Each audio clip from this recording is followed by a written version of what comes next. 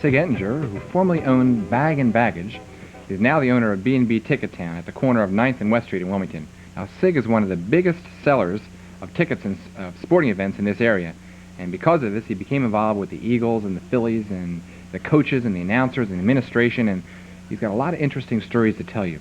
Sig, it's glad to have you here tonight. Glad to be back, Bob. How did your involvement with the Eagles and Phillies first get started? Well, the travel aspect came about when we felt that we'd never been to California, and what better way to go to California than to go with the Phillies? See L.A., San Francisco, San Diego, and places of that nature. So we got started in the first year like that. Enjoyed it so much, we asked for other places other years. Since that time, we've covered Clearwater one season, and right now we've hit every place but Houston and Cincinnati, which we were supposed to have last year, but because of the strike, we switched to St. Louis and Montreal, which was a good substitution. So you know where we're going this year.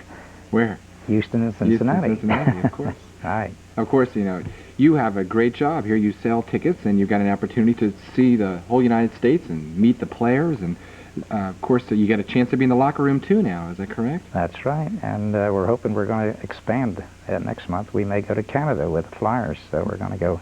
Oh, really? Oh, yes. We're going to hit all the cold spots at the right time of the year, right in February. What's it like being in the locker room before and after the game? Well, it's varied. Taking it backwards, after the game, it's interesting because you hear about all these little things that go on when they win or lose, and you can tell how the team is done if you hadn't been at the game just by the mood and the tempo. You see some little temper tantrums when the locker room is closed to outsiders, and having gained admittance, you can sit in a corner and try to hide and see what goes on. And it's something that you won't see on TV or read about in the paper. It's sort of off the record, and you wait until the players get into the mood, and sometimes you can understand why they get angry with some of the questions they're asked that are so irrelevant and immature at times, and you can sympathize more with them, having been a witness to what is said and what is asked. Now, you also travel with the teams, which you mentioned. Tell us about some of your experiences during your travels. Well, firstly, it's very much nicer if the flights are charter because you're free, you're a guest. When it's commercial, you have to pay the tab. Of course, you get a nice price through the Phillies, primarily because the Eagles are generally charter. And then when you stay at the hotels with them, you get paid their price too. So even though it's not free, you feel as though you're saving a lot because you're getting a nice room, a nice hotel, and a nice plane, nice service, at a nice price.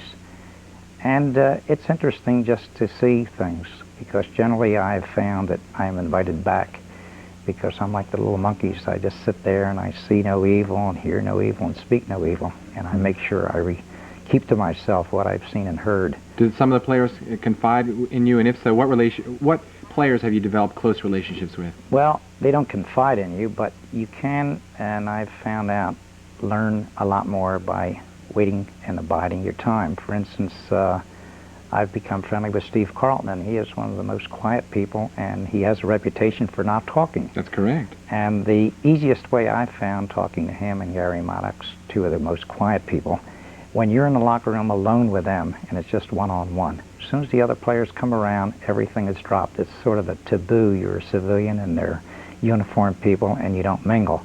But if you're alone with them and you have something to speak of other than baseball or other than football and other than sports, which is their everyday thing, they're much more interested in speaking to you and covering different aspects, and you just have to hit the little point that they like.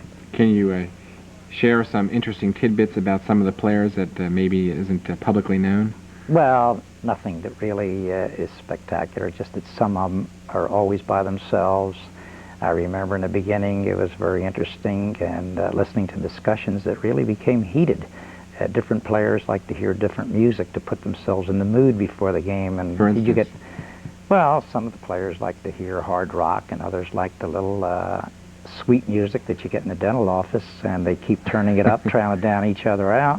And first thing you know, one thing leads to another, and you're surprised. You figure that it was a joke at first, but the joke becomes serious. And first thing you know, somebody tries to say, well, let's turn off all the radios, or, you know, you did it yesterday, let's do it today. But it's surprising. It's like a camp, you know, where different kids want to do different things, and you have to compromise. And it is very interesting in that respect that these are grown people, but sometimes not as mature as everybody thinks, because they're still the kids in the kids' game. Mm-hmm. Is Vermeil as tough a coach as he appears to be to the public? He runs a tight ship. Yes, he does. And he is one, well, I've been fortunate in 3 of the trips. They won 2 of the games. The last one was in Dallas, so I don't have to say anything. It was a very serious trip back. And I looked at him, he looked at me, and we shrugged, and what is there to say? I mean, it's very difficult to speak. One trip was his birthday, and we had won in Green Bay, and it was like a victory ball, and I was fortunate enough that Jim Murray let me hold the ball. He said that you deserve it because you've been selling tickets for X number of years. But I was so thrilled to just be on the plane that I was just flying when I got home, and I really didn't need the plane to fly. I was so elated and so high with the thing. It was quite a thrill. How about when the Philadelphia Phillies won the pennant? Did you get an opportunity to get over there? No, I usually go on the quiet trips. I mean, there's where they have everybody. I find that if I'm on the trip that nobody else wants to go on, it's much more interesting because you're alone and you're one person, and you have an entrance to places where if there were a crowd of people, you wouldn't be too welcome because they'd feel that, you know, you're just another one, or there'd be a lot of important people there. Like now, you're going to have a lot of owners taking some of the trips, and I wouldn't be as invited as I would be because, you know, you keep coming back. And it's very nice in that respect, too, because some of the players, even though you're not aware of it, recognize the fact they've seen you before. And one remarked to me the other year, said, gee, this is the 5th time you've been with us, and I never even knew he knew I was there. So that made for a very interesting aspect. Well, Sig, you're a fixture in Delaware, a well-known sight to many, and thank you for coming and imparting some of your interesting stories about being with the different sports teams. I wish you the best in your future endeavors. And your viewers, if you want to get your season tickets for any of the sports, go to B&B Tickettown at the corner of 9th and West, and Sig will be more than happy to help you there, too. I know you have Terry Sklar who works there for you, an old fraternity brother of mine from college. He's going to take over someday. Is he? Oh, yes. It's not long. Okay. Right. Thanks again. Thanks, Sig.